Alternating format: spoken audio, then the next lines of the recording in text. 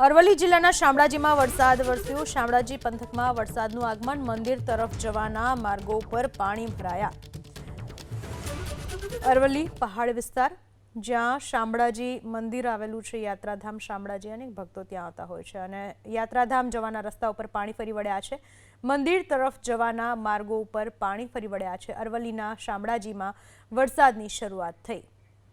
આ વિશે વધુ માહિતી આપવા આપણી સાથે જોડાઈ ચૂક્યા છે અમારા સંવાદદાતા દેવાંગ ચૌધરી। દેવાંગ, શામળાજીમાં કેવો વરસાદ વરસી રહ્યો છે?